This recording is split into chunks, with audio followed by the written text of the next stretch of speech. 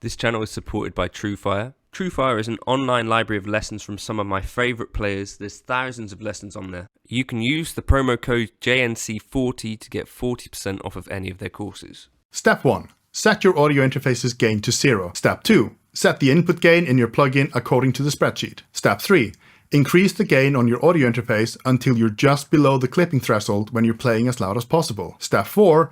Reduce the digital input gain in the plugin to compensate. Okay, so I actually shot an email just to ask what his process for this would be. So what he said was start with a loudness meter. Well, this is kind of his preferred method. So you can get like a U-lean loudness meter, for example. No, I'm going to put it before. And so this is how I can determine how much gain I'm adding on my audio interface. So if I play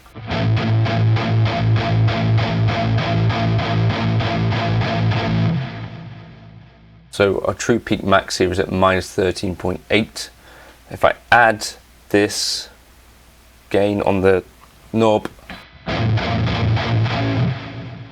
so minus 13.8 minus 5.1, get a difference of about 9 dB, right? So if I then drop this here by 9 dB, we've kind of, I think, got the best of both worlds. So I think that's minus 9.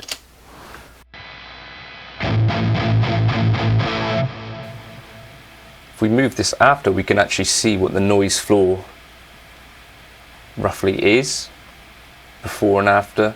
If we just reset it.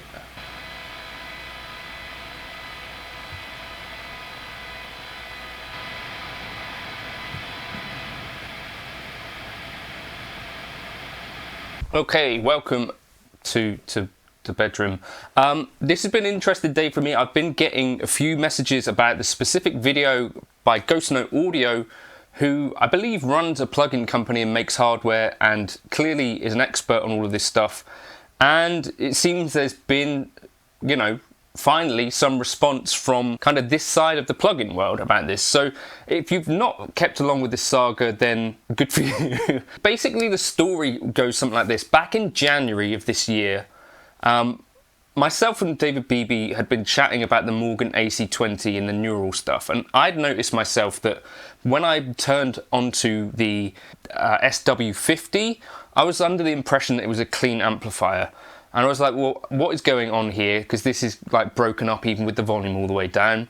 DavidBeebee, conversely, has a Morgan AC20, and he'd gone to do a shootout, and he was like, why are these things so drastically different sounding? Like, my Morgan AC20 doesn't have anywhere near this much gain. Now, the reason that this was because all of the advice from the plugin manufacturers up to this point had been to adjust your input gain on your audio interface to just below clipping.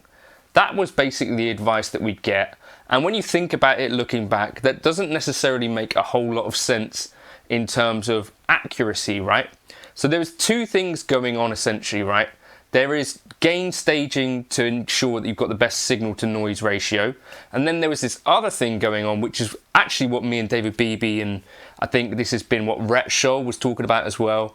What we were talking about is like having an accurate representation of what it was that those plugin manufacturers had intended for those amps to sound like. I know for sure that plugging my Strat into a Morgan SW50, for example, wouldn't, with the volume on like 2, be breaking up. So what was happening? I was adding a load of gain at my audio interface, and that was normal behavior, and I'd even made videos 2 years prior saying that that was the best practice as we were told to do it.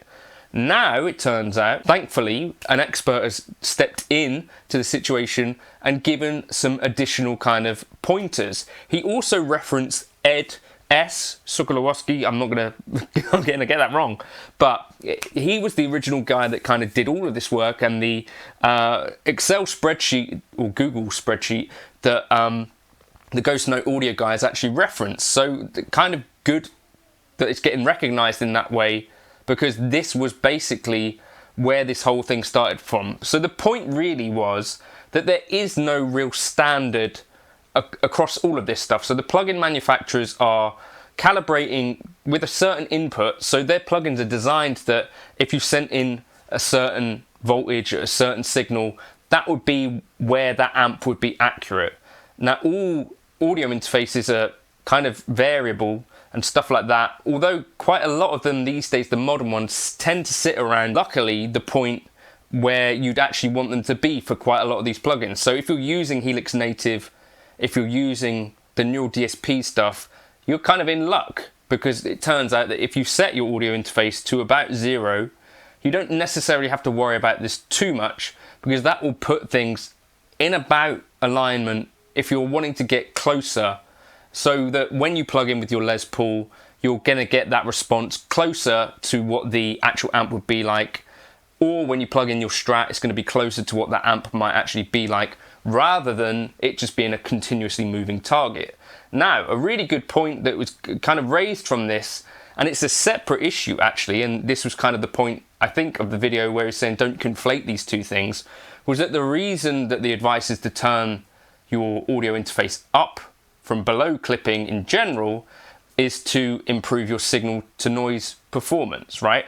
Now, I actually tested this for myself, and where it does make a difference is if you've got the volume knob on your guitar rolled off, and you can kind of hear the basic noise floor, if you've got no input gain, is going to be at a certain level, and then if you boost it up, it's going to be reduced slightly or significantly, and then the two guitar parts you should hear are roughly basically equivalent.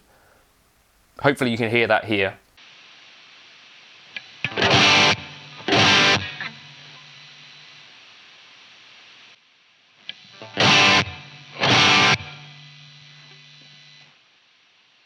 So you could hear in those clips that the noise floor, I've got my volume rolled off, you'll probably hear it when it comes rolled back on, that you then get the kind of normal RF interference and stuff, and then play the chords. Those chords hopefully sound roughly equivalent. You roll it back off and it goes back down to that kind of higher noise floor on one, and it jumps back down to the other. So I think that's here what we're talking about.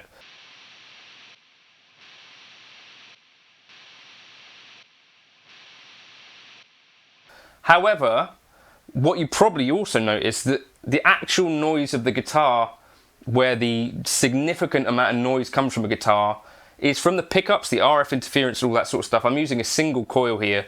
That is not really changed.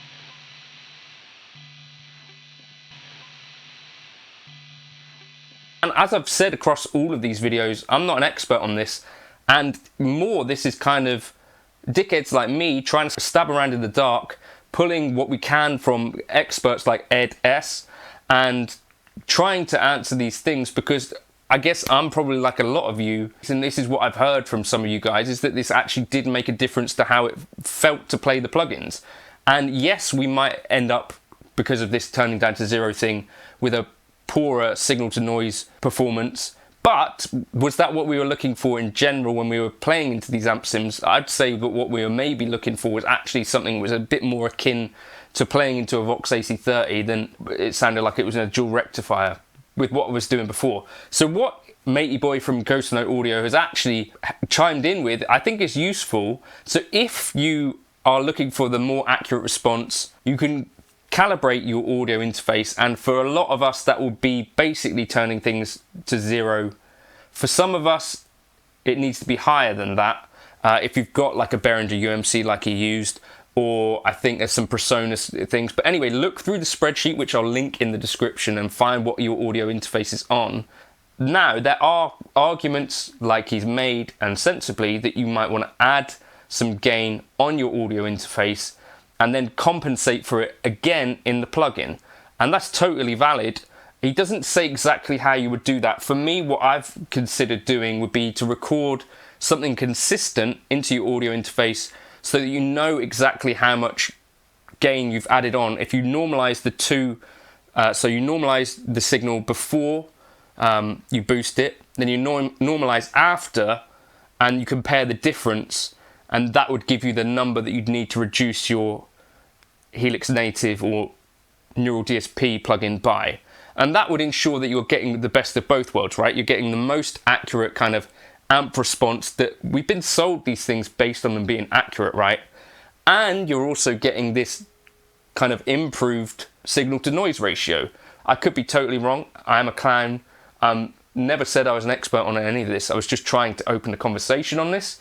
And I think for a lot of us, it's kind of been useful. Interesting to see that Neural DSP changed their advice to basically starting at 0. Also, Ghost Note Audios is basically saying start at 0. If you've got a problem with this noisiness and stuff, you could try bringing it up, especially if you're already hitting your audio interface with humbuckers and stuff like that. You're going to probably very likely not find it easy to add much gain at all. So I'm not sure how much of a difference that's going to be making for you. For me, with single coils, I can actually add sort of 12 to 14 dB at the interface, but I don't think that would necessarily be the case if you're using, say, Fishman pickups or whatever else. But let me know your experiences with that. What is nice about this is that people are talking about it again, and people that actually know, like I said, and I've always maintained, I think this is an area that is actually way more complex than it seems. I'm not an expert. I've never paraded myself as an audio engineer. I've never paraded myself as anything but a dickhead in a bedroom. My wife will tell you just as much. And that's the thing. I think it was just a thing where these amp plugins, I was getting really weird results, you know, plugging into a clean amp and this thing's got a lot of drive. Why was that? Well, because I was following the advice of the manufacturers. It's nice to now see this conversation opened up a bit, and hopefully this helps them move towards more of a standard operating kind of procedure, because at the moment it's total chaos. It was a little bit disappointing when he said that he hoped the conversation would just go away, because I think it's actually helpful for us guitarists to talk about this stuff. And for me, it actually meant that I could use these plugins with confidence. Yes, the signal to noise ratio was slightly diminished, but I was actually getting my Helix native sounds to sound something like what they sound like on the Helix. I was getting these plugins that sounded something like what I'd expected them to sound like. And that's still the case. So yeah, let me know your thoughts in the comments, and what you're going to be doing going forward. Don't skip Ed S's kind of spreadsheets and videos on this. That's where all of this has really come from, and I think there's still a lot of work to be done, a lot of discussion to be had, but hopefully by the people that know what they're talking about rather than dickheads like me. So yeah, let me know your thoughts.